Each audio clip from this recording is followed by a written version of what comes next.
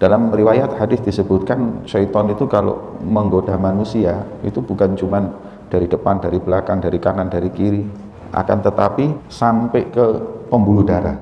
Dan taktiknya syaitan ini, semakin kita ini soleh, setan yang goda kita ini yang kelas kakap. Jadi setan yang goda iblis gini, yang goda kita ini masih pemula semua. Pemula aja kita masih meleset, masih kena. Tapi kalau yang orang-orang soleh, setan yang goda ini setan yang kelas kakapnya, nanti disebutkan di sini.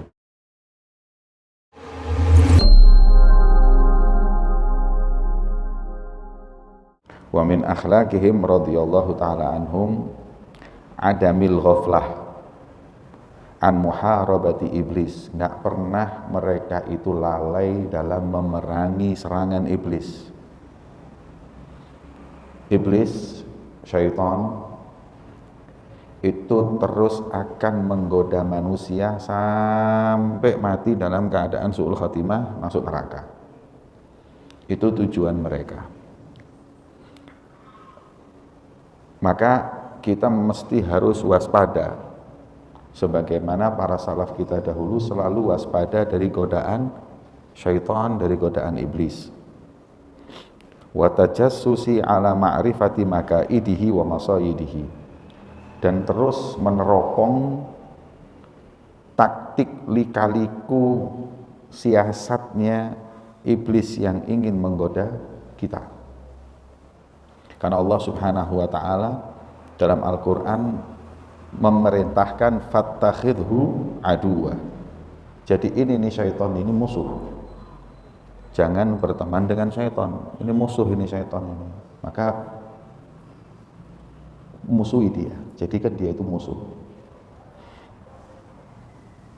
Dalam riwayat hadis disebutkan syaitan itu kalau menggoda manusia itu bukan cuman dari depan, dari belakang, dari kanan, dari kiri, ya. Akan tetapi yajri majrad dam, sampai ke pembuluh darah, ya. Dan taktiknya syaitan ini, semakin kita ini soleh, setan yang goda kita ini yang kelas kakap. Jadi setan yang goda iblis gini, yang goda kita ini masih pemula semua. Pemula aja kita masih meleset, masih kena. Tapi kalau yang orang-orang soleh, setan yang goda ini setan yang kelas kakapnya, nanti disebutkan di sini. Ini semakin orang itu kuat imannya, banyak ilmunya, itu setannya tambah banyak, ya. Makanya salah satu cara kita itu memerangi syaitan adalah memperkuat diri kita dengan ilmu. Saya sering ngingetin santri kalau mau pulang, belum waktunya pulang, itu sebagai berikut. Kalau kau orang awam, gak berilmu, setan yang menggodamu itu cukup yang kecil-kecil satu aja. Tapi kalau kau orang berilmu, Nabi SAW beliau mengatakan bahwa alimun wahidun asyaddu ala syaitan min sab'ina abid. Satu orang alim itu menggodanya lebih sulit daripada 70 orang ahli ibadah. 70 orang ahli ibadah ini godanya gampang, tapi orang alim satu ini, waduh repotnya minta ampun. Repotnya minta ampun. Istilahnya butuh 70 setan atau setan yang kelas kakap. Makanya setan paling gak suka ada orang ngaji, nuntut ilmu, hadir pengajian. Kayak yang panjenengan kalian lakukan saat ini nih buat setan ngamuk. Ya. Sampean di sini di depan setan-setan itu waktu masuk ke sini tuh mereka ngamuk ngapain? Kon gak krungu ngamuk setan. Aku krungu mang dobol gila kotak krungu aku. Mereka nggak suka. Sampean kalau alim repot nanti godanya. Makanya Kalau ada saya santri belajar 2 tahun, 3 tahun, musrek minta keluar, saya ingetin, yang nggak suka kamu ngaji, nggak suka kamu nyantri itu setan. Sebab kalau kamu nanti 5, 6 tahun, 7 tahun, repot setan godanya. Makanya gimana caranya nggak betah. Penjenengan nggih ngoten, ya apa caranya nggak usah hadir pengajian. Apapun caranya, yang ini kok anak digeloro, anak ge nangis, setan kabeh.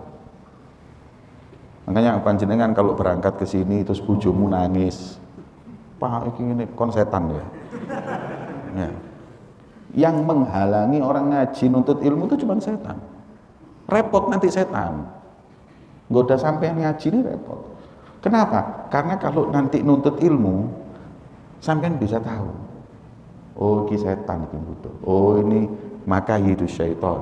Oh, ini tipu muslihatnya setan. Ya. Makanya Habib Ali Habsyi dalam qasidahnya Munajat, jadi beliau pernah diminta sama akron atau orang-orang di zamannya itu qasidah yang dibaca untuk qiyamul lail. Habib minta bikinin qasidah yang kita baca kalau malam qiyamul lail. Akhirnya dikarangkan oleh beliau qasidah, panjenengan mungkin tahu. Apa itu? Rabbi inni ya sifatil aliyah qaimun bil fina uridu atiyah. Ya, itu awal qasidahnya. Jadi ini qasidah dibacanya buat munajat tengah malam. Saiki lak gak mocone subhanallah alhamdulillah rabbi inni ya ta sifati ya warari. Ya wis enggak apa-apa, tapi itu qasidah dikarang buat nanti jam 3 malam minta sama Allah. Rabbi inni ya sifatil aliyah ya Allah qaimun bil fina uridu atiyah ya Allah. Ngono rek njaluke. Aja njaluke Rabbi inni ya sifatil. Dilukuk malaikat kon. Kadang-kadang enggak masuk akal ya, qasidah ini enggak sesuai. Ini minta ini, Rabbi inni ini minta. Nah di akhir qasidah itu wahfadhil qalba. Ayyulimma makna yulimma yatasallat wahfadhil qalba, ya Allah jagalah ini hati.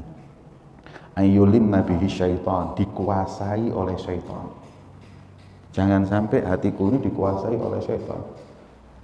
Wahfadhil qalba ayyulimma bihi syaitan wan nafsa wal hawa wad daniyah. Dikuasai hawa, dikuasai nafsu, dikuasai hubbud dunia. Wadaniyah ini dunia. Ini mintanya kita sama Allah Subhanahu wa taala agar kita jangan sampai tunduk sama setan, sama iblis.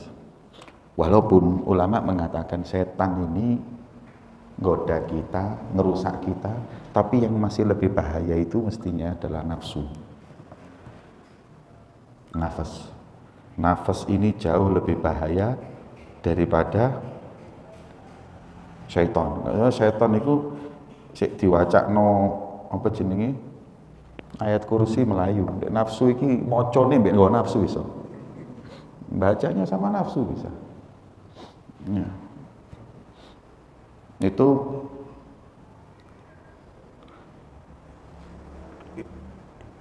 para salaf itu terus sampai mati hati-hati sama setan ini.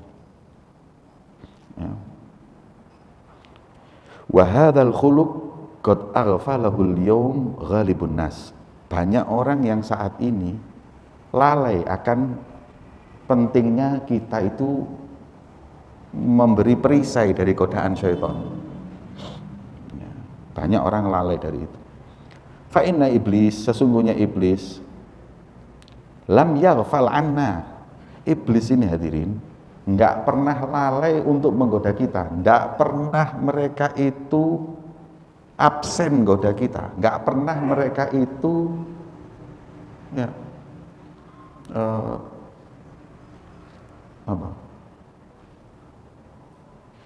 keselimur atau enggak pernah lalai dari menggoda kita, terus fokus.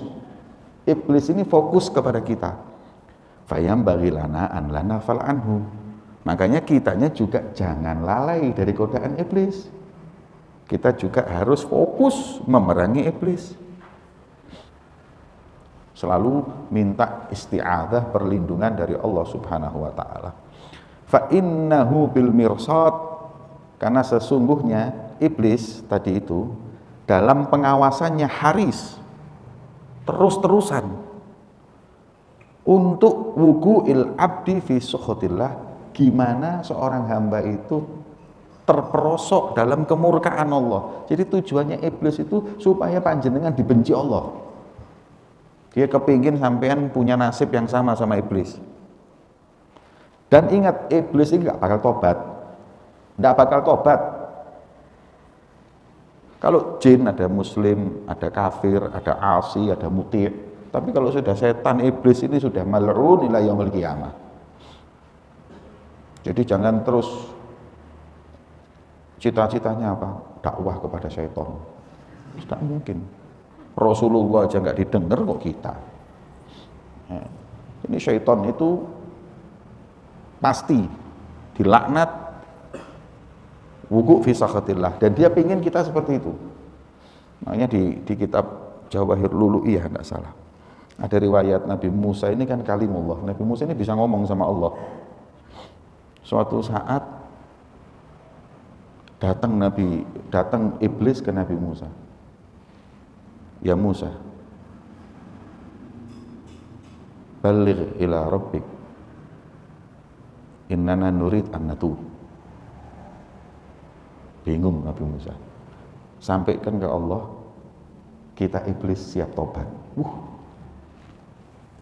Kata Nabi Musa, ini mustahil. Iblis tobat. Bingung Nabi Musa, ya enggak apa-apa, coba saya sampaikan kepada Allah.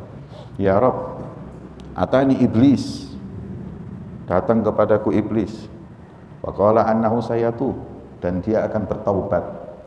Hal takbal taubatahum ya Rabb, apakah kau akan bukakan pintu taubat untuk mereka ya Rabb? Katanya Allah, wahai Musa, sampaikan ke iblis, kalau dia mau sujud ke kuburannya Nabi Adam, kan dia kan enggak mau sujud sama Nabi Adam, akhirnya dilaknat sampai kiamat. Sekarang kalau dia mau tobat, syaratnya suruh ke kuburan Nabi Adam, sujud ke Nabi Adam. Katanya Musa yang hatinya bersih, waduh, ini istilahnya buka sejarah baru, Nabi Musa iso nobat no iblis ini. Mana cuman sujud di kuburannya iblis, mana mungkin dia nolak? Ya pasti mau lah. Cuman itu aja, sudah nyesel dia dilaknat gara-gara sujud kok. Gara-gara gak mau sujud kok. Maka datang Nabi Musa, mukanya berseri-seri. Ada kabar gembira ini wahai iblis. Apa-apa ya, Pak, diterima tobatku. Allah perintahkan untuk engkau sujud di kuburannya Nabi Adam, nanti tobatmu diterima. Jawabannya iblis, ya Musa, innana la nasjud li Adam hayyan kaifa nasjud kaifa nasjudu lahu mayyitan. Hei Musa, kon iki waras ah? Hidup aja saya suruh sujud enggak mau, apalagi sudah mati. Enggak jadi tobat. Jadi Musa kon gendeng kon. Ya itu lu sombongnya iblis. Udah. Ya, ini cuma cerita hikmah. Aslan enggak mungkin tobat sudah. Ya, enggak mungkin. Ya. Wa fil hadis inna iblis yadha arsyahu. Iblis itu meletakkan singgasananya fil bahar, di laut. Singgasananya iblis itu di laut. Nah, katanya orang-orang di segitiga Bermuda yang banyak hilang di situ, wallahu a'lam, enggak tahu benar apa enggak. Cuman saya pernah naik kapal. Waktu itu 3 hari naik kapal, lihat laut itu medeni memang. Gelap gulita, kano penerangan, kano lampu, kano PLN, gelap. Kan setan sukanya yang gelap, yang kotor. Ya. Makanya hati-hati. Kuku ini kalau kotor, makor syaitan, makanya dipotongnya, dibersih. Kalau enggak bisa jadi tempatnya setan. Gitu. Ya. Kamar mandi itu tempatnya setan, kotor-kotor itu. Setan seneng tempat yang kotor. Rumah harus bersih, kamar mandi yang bersih, badan yang bersih. Ini apa? Ini namanya berarti kita lanarfal anhu. Kita sudah jaga diri. Ya. Banyak makor syaitan. Biasanya tempat yang gelap, kan sampai pastiin tuh. Tempat-tempat yang angker-angker itu biasanya kan tidak ada orang, sepi, ini kotor, ya, bau. Itu senengannya. Arasnya di bahar.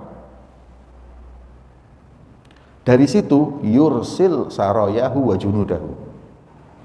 Dari singgasananya situ, laut itu mereka mengutus, ya, mengutus tentara bala tentaranya ke kita. Ya, istilah kayak Pentagon kan. Ya, tempatnya, markasnya nang Israel. Ini di laut, ngutus ke sana kemari, ya, junuduh. Kemudian fa'a'dhamuhum indahu manzilatan a'dhamuhum fitnatan linnas. Yang diutus ini yang paling besar pangkatnya, yang paling bahaya godaannya. Jadi junudnya tadi itu macam-macam, ono sing kopral, ono sing letnan, ono sing bintang 1, bintang 2 ngono. Ya, junudnya syaitan. Itu diutus di situ. Ini ada cerita, tapi cerita ini bohong. Cerita ini bohong, cuman cerita ini bisa diambil hikmah. Ada setan ini ngutus 3 junudnya. Ya, 3 bala tentaranya diutus. Ya. 1 suruh ke Meksiko, 1 lagi suruh ke di Amerika, 1 lagi disuruh ke Surabaya, Sasak, Jalan Sasak Surabaya. Setelah seminggu kembali yang 1 teges ini, kok Meksiko rek, jadi bandar narkoba. Yang 1 lagi jadi preman. Yang 1 lagi yang ke Sasak iki mulai teler, mabuk. Duh, nang ndi kon? Dari mana? Kok bukan orang yang rusak, malah kon sing rusak? Jawabannya setan, kan tak suruh ke Indonesia. Iya, saya ke Indonesia kok, subhanallah mampir Sasak. Sasak itu bedik-bedik awam. Akhirnya saya yang jadi mabuk kayak gini. Jari setan, lah kon goblok lapor rono. Bapakmu iki dadi setan gara-gara rono biyen. Jadi saking saking topnya setan kalah hari. Nah, ini cerita guyon aja. Cuman katanya sebagian ustadz itu dulu, sekarang sudah kalah sama setan. Ya, saya mestinya ya semuanya. Ya, selama tidak punya iman kita ya kalah sama syaitan. Ala kulli hal hadhihi nuqtah. Kemudian jadi setan tuh kayak gitu, punya base camp, arsy, hingga sana, diutus dari sana. Seluruh dunia, jumlahnya banyak, dan umurnya ada yang ribuan tahun. Ya. Jadi ada yang adrok Imam Syafi'i, ada yang adrok ini. Jadi kalau ngomong ilmu kita orang kalah sama setan. Kita kan baru belajar sekarang, ini setan ada yang ngalami zamannya Imam Syafi'i, kalau mau alim mereka lebih alim dari kita. Cuman kalau sudah dikutuk sama Allah. Nah. Wa kana Wahab bin Munabbih rahimahullahu taala yaqul balaghana anna iblis la'anahullah qala ya rab amma tara hubba ibadika lak. Ya. Wahab bin Munabbih berkata, aku dengar iblis ini berkata kepada Allah, ya Allah, apakah engkau tahu kecintaan hambamu kepadamu? Wa ma'adzalik ya'suna. Tapi walaupun mereka cinta kepadamu, ya maksiat tetap kepadamu. Yang aneh, wa kathratu bughdihim li, dan mereka hambamu tersebut yang cinta kepadamu tapi maksiatin kamu, bencinya sama saya. Padahal malah taatnya ke saya, nggak ke kamu. Ya. Jadi bingung lah iblis ini, apa sih? Dia cinta kepadamu tapi kau dimaksiati ya Rob. Dia benci kepadaku tapi dia taat kepadaku. Fa'auhallahu ta'ala ilal malaikat, maka Allah perintahkan kepada malaikat, malaikat, inni qad ghafartu lahum, aku telah ampuni mereka yang maksiat kepadaku, ma'akathrati isyanihim li, walaupun dia banyak maksiatnya kepadaku. Kenapa? Bimahabbatihim li, karena masih ada cinta kepada Allah. Yang nyelamatin kita ini ya cintanya sama Allah Subhanahu wa taala. Wa tajawaztu an kathrati ta'atihim li iblis, dan aku maafkan ketaatan mereka kepada iblis. Karena likathrati bughdihim lahu, karena mereka masih walaupun taat tapi mereka benci kepada iblis. Jadi mesti kita tanamkan cinta kepada Allah, walaupun maksiat tobat, itu sebab kita mendapat ampunan daripada Allah, asal jangan sampai kita hilang cinta kepada Allah, dan bahkan na'udzubillah mencintai iblis, bahkan sekarang ini ada bukan mencintai, jadi bala tentaranya iblis. Di barat ada, ya, apa namanya, kelompok sekte penyembah iblis. Penyembah iblis, bayangkan. Ya, kayak gitu sudah nggak mungkin diampuni sama Allah. Ya.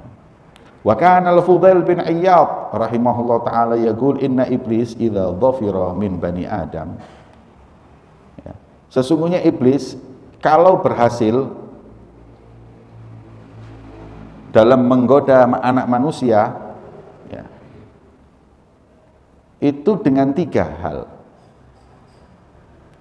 Ya, ini tujuannya, caranya iblis untuk menggoda Bani Adam itu 3 hal. La atlubu minhu ghairaha. Cukup 3 hal ini aja. Kesuksesan iblis dalam menggoda manusia. Jadi kalau kita sampai punya sifat ini, berarti kita ini kena tipu muslihatnya iblis. Apa itu? I'jabuhu binafsih. Takjub dengan dirinya. Kalau sudah kita takjub dengan ibadah kita, takjub dengan ilmu kita, takjub kedudukan kita, ujub ini keberhasilan iblis. Yang kedua, istighfaruhu amalah. Kalau sudah orang merasa dirinya sudah banyak berbuat amal, ngerasa dirinya ini soleh, ngerasa dirinya ini amalannya banyak, itu berhasil iblis goda kita. Berarti ini yang digoda ini yang ahli ibadah semua loh. Ujub ini tidak mungkin orang ahli maksiat ujub, mana ada orang maksiat ujub. Yang kedua, merasa amalnya banyak, ya karena banyaknya amal. Yang ketiga, nisyanuhu dzunubah, lupa dengan dosa-dosa yang dia perbuat. Ini berarti kesuksesan iblis dalam menggoda manusia. Dalam riwayat 4 bi'ihda arba'in, tambahannya 1, ziyadati syab'. Apa itu? Iblis goda manusia itu sampai dia makan yang di luar kapasitasnya, sudah kenyang terus dimakan, selalu kenyang. Bahkan kenyang ini a'dhamuha, paling berat. Karena orang kalau sudah kenyang semua maksiat dilakukan. Ya. Fa inna thalathatan sya'anhu, karena apa? Karena ujub, ngerasa amal banyak, lupa dosa. Biasanya sebabnya ziyadatu syab', kebanyakan makan, kebanyakan kenyang.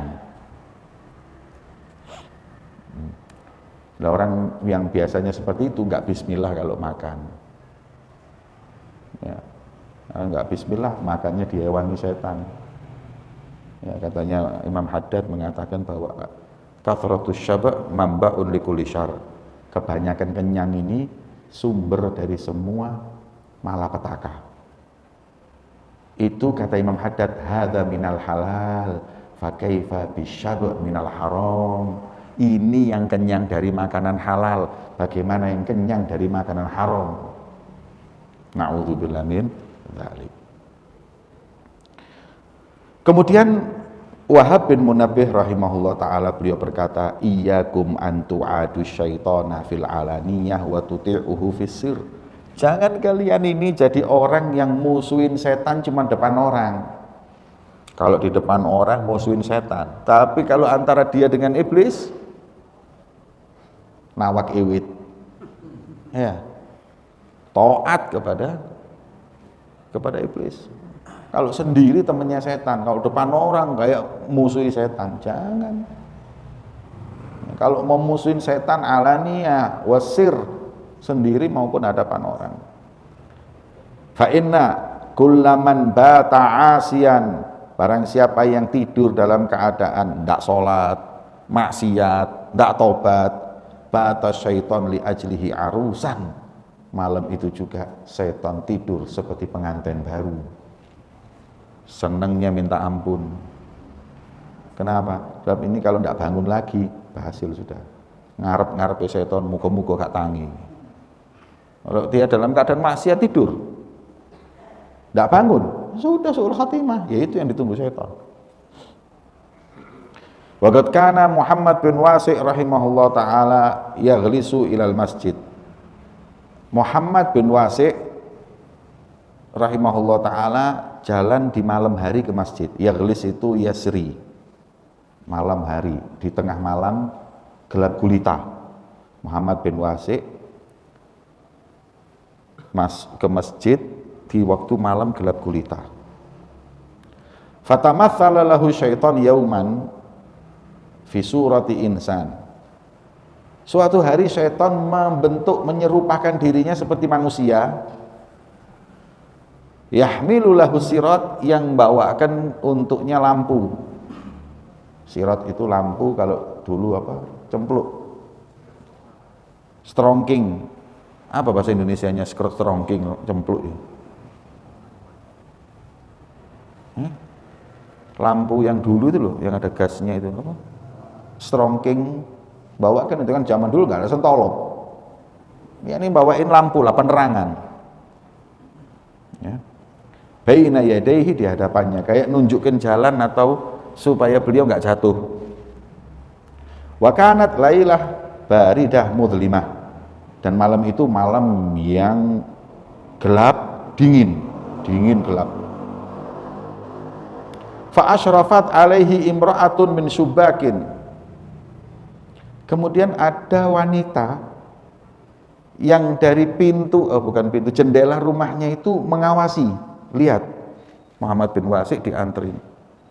Faqalat, berkata ini perempuan, ma aksa qalba hadza syab, alangkah kejamnya hati seorang pemuda ini, memaksa yukallif hadza syekh, ya, memaksa syekh, ya, an yahmil lahu sirat fi mithli hadhihi lailah,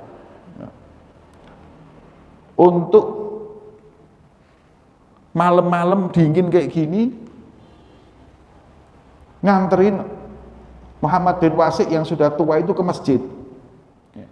Fasami aha Muhammad bin Wasi', perempuan tadi itu isih kejemi wong tua bengi-bengi di gonang masjid. Ya. Fasami aha, dengar Muhammad bin Wasi' perkataannya perempuan itu, faqala laha da'ihi, biarkan da'ihi yashqa, biarkan dia tercelaka.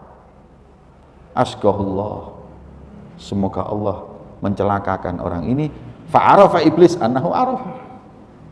Ya, akhirnya kaget iblis, loh, tahu kalau saya ini iblis. Ya. Fa'at fa'asirat, dimatikan lampunya, disebul, faharab, kemudian lari. Ya. Bayangkan, apa coba tujuannya untuk sampai seperti itu. Habib Umar pernah cerita, di suatu malam ada seorang syekh dari rumahnya habis hujan. Dan dulu tuh kan kalau habis hujan kan tidak ada trotoar kayak gini, tidak ada aspal. Jalannya itu licin, becek. Makanya kan ada udzur jamak takdim di waktu mator hujan. Itu karena apa? Kesian bolak-balik rumah itu. Karena orang ke masjid itu dulu payah. Nggak kayak sekarang kita jalan enak enteng. Ya, payah dulu itu. Nah ini ada orang hadirin berangkat untuk sholat subuh malam-malam itu, subuh-subuh itu jalan becek licin. Ketika jalan, ya karena licin kepleset, belek, jatuh. Ketika jatuh, ada anak kecil datang kepada si orang tua ini. Ya Syekh, dibantu. Saya dibantu, mau kemana? Saya mau ke masjid. Ayo tak antarkan, dipegangi dia. Jangan sampai jatuh lagi. Begitu sampai masjid, diantarkan. Wallah, itu walad soleh. Anak baik ini. Subuh-subuh, nganterin orang tua, megangin supaya nggak jatuh. Anak sapa kon masya Allah, mesti bapakmu iki wali Allah. Anak walad iblis. Saya anaknya iblis. Hah? Yang benar, loh iya, sumpah. Anaknya iblis nganterin saya ke masjid, iya, saya disuruh bapak saya. Karena tadi ketika kau berangkat, terus kau jatuh, Allah perintahkan malaikat untuk mengampuni dosanya yang telah lalu. Kata bapak saya, itu jatuh sekali. Kalau jalan lagi jatuh kedua kali, bisa-bisa Allah akan mengatakan wa ma taqaddam, dan yang akan datang ampuni juga. Maka daripada dosamu diampuni yang akan datang, mending tak antarkan ke masjid sampean. Ya.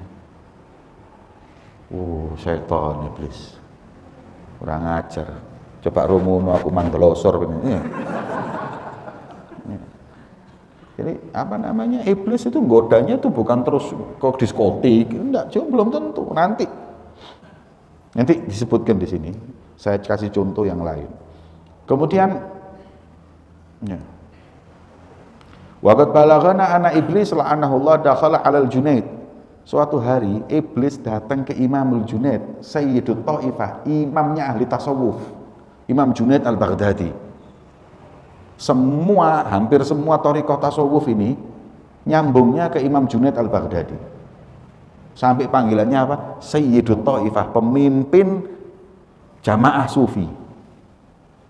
Imam Junaid Al-Baghdadi. Perkataannya, sirahnya banyak, manakibnya banyak dibaca itu. Iblis datang ke tempatnya Imam Junaid Al-Baghdadi fi surati insan, bukan dengan wajah aslinya, tapi dengan wajah manusia. Wa alaihi muraqqa'ah, bajunya robek, wa fi unuqihi subhah, bajunya itu jelek, muraqqa'ah, tambalan-tambalan. Kemudian di unuk lehernya ada tasbih. Wa fi wastihi mantiqatun ala syakli khuddamil masyayikh, dan kemudian pakai sabuknya, pakai bajunya seperti bajunya muridin, bajunya santri. Wa qala lahu ya sayyidi, berkatalah iblis la'anahullah kepada Imam Junaid, wahai tuanku, inni ahbabtu an akhdumak, kula badhe ngawula teng panjenengan, saya mau berkhidmah kepadamu. La'alla antana lani barokatak, semoga dengannya aku dapat keberkahanmu wahai sayyidi. Famakaf, iblis ini khidmah sama Imam Junaid, yakhdumuhu, khidmah kepadanya, mewudukannya, menyiapkan air buat wudu untuk sholat dan lain-lainnya 20 tahun. Bukan 2 hari 2 bulan, 20 tahun yang khidmah sama Imam Junaid ini iblis. Falam yajid alahu alaihi tariqan, cari selah kapan lupa, iblis masuk. Iblis goda. Mau perempuan, mau harta, mau jabatan, ada sela-sela itu iblis masuk untuk menggodanya. Tidak dapat 20 tahun. Ini kalau iblis nang aku gak usah 20 tahun, rom jamai kena wis. Ya. Tidak ada, fi waktin minal awqat, setiap waktu dicari, ini orang tidak pernah lalai dari zikir, tidak pernah ibadah tok uripe. Wis putus asa. Bayangkan iblisnya putus asa. Falamma aradal insiraf, jare iblis tak ngalu bae wis. Ya, 20 tahun gak oleh apa-apa, tak pulang. Faqala lahu, ngapunten, maaf wahai Imam Junaid, permisi, saya mau pulang, sudah cukup khidmah 20 tahun. Ama ta'rifuni, kalau boleh tahu, kau kenal aku enggak? Sampai tahu siapa saya? Jawabannya Imam Junaid, bala. Qad araftuka fi awwali dukhulika alayya. Pertama ketemu saya tahu kalau kamu iblis. Tambah kaget lagi. Wa annaka Abu Murrah iblis. Kau si Abu Murrah iblis. Aku tahu. Faqala lahu iblis. Nah, ini. Setelah 20 tahun ada celah. Ada celah masuk setelah 20 tahun. Wallahi ma ra'aitu ahadan ala qadamika ya Abul Qasim. Saya tidak pernah lihat ada orang istiqomah ibadah kayak kau. Top 20 tahun saya ini. Nyari selah buat kau, goda kamu itu tidak ada. 20 tahun. Belum pernah seumur-umur saya menemukan orang sehebat kau. Katanya iblis, katanya dijawab oleh Imam Junaid, idhab anni ya mal'un. Baru ngamuk, berkata, pergilah kau dariku wahai yang dilaknat oleh Allah. Aratta an la tufariqani illa bi syai'in tatlifu bihi dini. Kau mau pisah dariku, meninggalkan perkataanmu yang mengatakan kau adalah orang yang paling hebat yang pernah aku temui. Omonganmu ini ya, kau tinggalkan kepadaku agar aku merusak agamaku karena sifat ujub yang akan keluar dari kata-katamu. Ya. Jadi setan ngomong kayak gitu, nggak pernah saya lihat orang sehebat kau. Del, iyo, mulai ujub. Setan yang ngakoni pemenekon. Ngono. Kalimat itu keluar, katanya, oh, kau akan tinggalkan aku dengan kalimat itu hingga kau merubah aku jadi orang yang ujub. Pergi mal'un, pergi kau wahai yang dilaknat oleh Allah. Kayak Imam Malik bin Anas, Imam Daril Hijrah. Kurang apa ini orang? Ibadahnya, zikirnya. Katanya Al-Habib Alwi bin Ahmad, sahibut Tarsyihul Mustafidin, beliau mengatakan bahwa Imam A'immatul Arba'ah, Imam Abu Hanifah, Imam Malik, Imam Syafi'i, Imam Ahmad bin Hambal, keempat-empat ini selain mereka para mujtahidin, mereka adalah aulia. Imam Abu Hanifah 40 tahun sholat subuhnya dengan wudhu sholat isya. Imam Malik, waduh, Imam Daril Hijrah, tidak ada orang istiqomah alim seperti beliau, tawadhu, buang air kecil besar tidak pernah di Madinah, pakai sandal aja di Madinah tidak pernah, ta'ziman di Rasulullah. Kalau ngampaikan hadisnya tidak pernah dalam keadaan baju kotor, mandi dulu bersih baru nyampaikan. Digigit kala jengking tengah-tengah ngajar ini, digigit kala jengking sampai merah mukanya, tidak diputus. Kemudian setelah selesai dilihat ada sampai beberapa gigitan. Kenapa kau nggak berdiri? Aku malu sama Rasulullah kalau memutus kata-katanya di tengah-tengah hanya gara-gara kala jengking. Ini Imam Malik ini. Imam Syafi'i, oh sudah tidak usah diomongkan, imam kita. Jangan bicara tentang ibadah beliau, jangan bicara tentang wilayah beliau. Imam Ahmad bin Hambal, istiqomahnya semua ini wali semua ini. Ya. Jadi imam-imam dulu itu hebat-hebat. Beda sama imam sekarang, Imam Samudra. Ya. Terus Nah, ini kayak gitu. Jadi bukan ilmu saja, istiqomahnya semua. Imam Malik ini sudah nggak mungkin lah Imam Malik meninggal dalam keadaan su'ul khatimah. Lihat ibadahnya kayak gitu. Pas mau meninggal dituntun sama murid-muridnya kalimat tauhid, sakit fi ihtidhar. La ilaha illallah, la ilaha illallah. Jawabannya Imam Malik, la. Nangis muridnya, hadirin. Waduh, kenapa ini? Imam Malik kok di la ilaha illallah kok la, nggak bisa ngomong la ilaha illallah atau la? Khawatir kalau ndak mau la ilaha illallah ndak. Dan orang kalau ihtidhar, orang itu kalau sakaratul maut itu keadaannya hilang sadar. Yang pernah ngadepi kayak gini mesti tahu. Kadang hilang sudah, kadang sadar, bisa ngomong, terus hilang lagi. Biasa itu orang mau. Bahkan kalau sudah kayak normal, berangkat bareng. Makanya padahal sudah sehat loh, kok moro-moro berangkat mati. Itu aneh itu. Nah, kan aneh, memang gitu biasanya. Justru kalau mau meninggal itu kayak sehat sebentar terus hilang. Nah, Imam Malik pas keadaan sadar, muridnya ngomong, "Imam, kau nggak tahu, barusan kau ini dituntun, ditalkin la ilaha illallah, tapi kau nggak mengatakan enggak, kita sampai nangis ini, takut." Kata jawaban Imam Malik, sampean kira saya ini jawab sampean? Saya ngomong la itu saya ngomong mbek kau enggak. Lo terus. Karena kau tadi ngomong la ilaha illallah itu aku tahu, dan hatiku sudah la ilaha illallah, cuman setan juga ngomong. Katanya setan, "Wahai Imam Malik, ya Malik, anta rajulun soleh." La, anta rajul soleh. La, kau orang soleh. La, enggak. Saya mau ditipu sama dia. Kalau saya waktu itu ngomong kau rajul soleh, iya, ujub, hilang kabeh amalku. Lah kalau saya baca itu, mikir hadirin, sekelas Imam Malik aja di waktu sakaratul maut digoda sampai seperti itu dengan detail telitinya. Lah kalau kita gimana hadirin?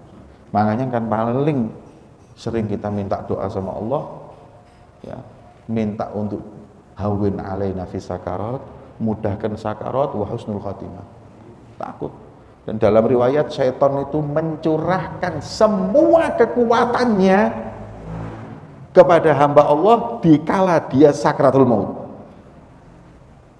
Semua kekuatan dalam dunia kungfu itu di waktu sakaratul maut semua jurus dikeluarkan sudah. Ya, apa supaya su'ul khatimah. Makanya kalau tidak minta perlindungan sama Allah dari godaannya setan, apa kuat kita? Ya.